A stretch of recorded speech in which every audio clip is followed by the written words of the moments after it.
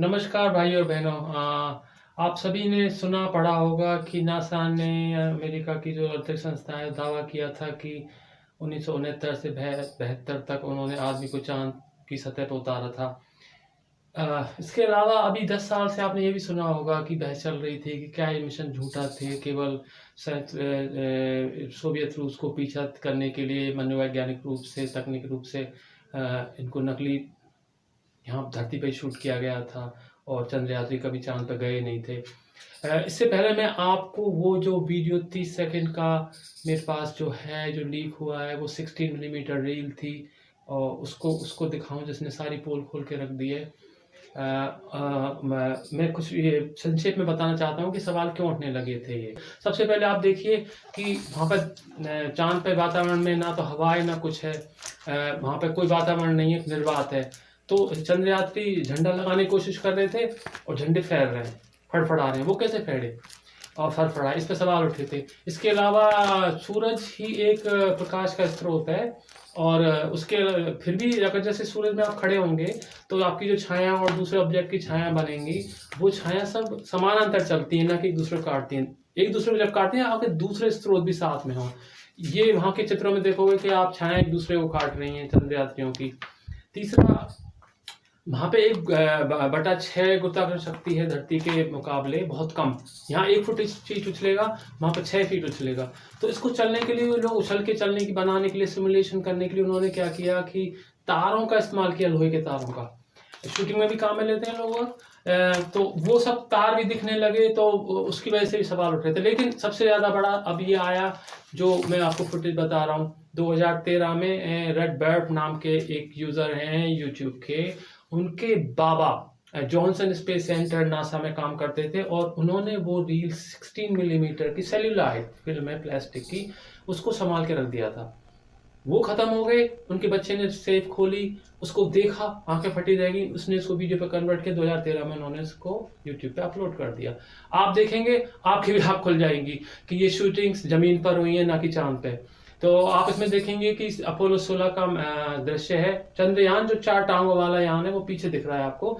John young और Charlie Duke, तो अंतरिक्ष यात्री, वो वहां से भाग रहे हैं और कुछ एक्टिविटीज कर रहे हैं। लेकिन कैमरा एक लगा हुआ है जहाँ से आप देखेंगे कि अचानक उसमें बाईं तरफ से एक स्टेज हैंड, एक आदमी कुछ उठाने आ जाता है।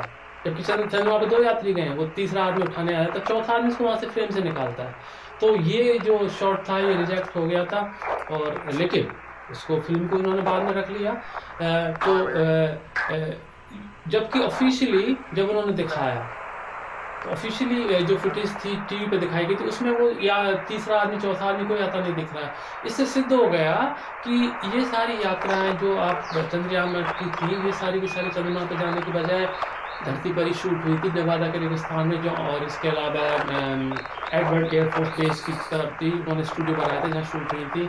हुआ ये था कि जो सेकंड क्लास रॉकेट है धरती से उड़ा अपोलो को लेके, उसने कक्षा में डाला धरती की में, उसको नीची कक्षा में 300-400 किलोमीटर की में, कभी कोई अपोलो 11 200 किलोमीटर की में। और उसके अलावा फिर उन्होंने जो 5-4 लाख किलोमीटर दूर चांद है, उसकी सारे क्रियाकलाप उन्होंने धरती पर ही शूट कर लिए।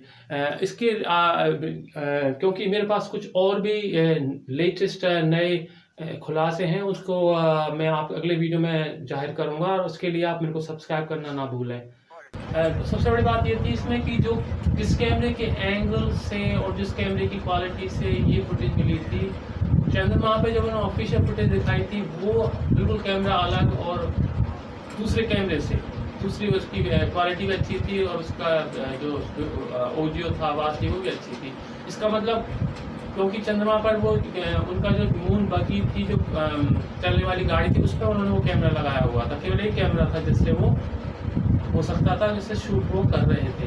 लेकिन क्योंकि कैमरा तो यहाँ दूसरा भी काम में आया है जिसकी फुटेज में मिली, इसका मतलब वो सीधा धरती पर ही शूट की गई थी। आप इस फुटेज को देख के 100% पक्का कर लेंगे कि ये सारे मिशन धरती पर शूट हुए थे और सिवाय धोखा के कुछ नहीं थे। चंद्रमा जो 4 लाख किलोमीटर दूर है, वहाँ इंसान नहीं गया था। इंसान केवल धरती से 300 किलोमीटर 400 किलोमीटर जो लो अर्थ ऑर्बिट, नीची कक्षा, उसमें घूमता रहा है और अभी भी यही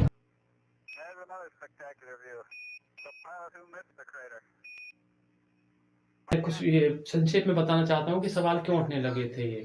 पहली बात मैं आपको बताता हूँ कि क्या दिक्कत थी चाँद पर जाने पे जब और आज भी।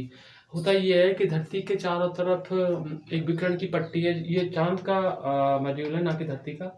इसके चारों तरफ विकिरण की पट्टी है जो 4000 किलोमीटर से 40,000 किलोमीटर तक फैली हुई है। वॉन एलन रेडिएशन बेल्ट इसका नाम है। ये चुंबकीय पट्टी है। ये धरती से हम सूरज से आने वाले विकिरण को, आयंस को से बचाने के लिए हमारे काम आते हैं। लेकिन इसके में से जाना इंसान का और जीव का बहुत मुश्किल है, क्योंकि इसमें इतना विकिरण है जो एक्स और आयंस का, किरणों का, कि आपको कम से कम 6 से 8 फीट का पानी, मिट्टी या लेड की दीवार चारों तरफ चाहिए यान के। और अगर आपने वो चीज़ अगर आपने लगाई यान के चारों तरफ, तो वजन इतना हो जाएगा कि फिर वो कभी उड़ भी नहीं पाएगा। तो ये सब समस्याएं थी।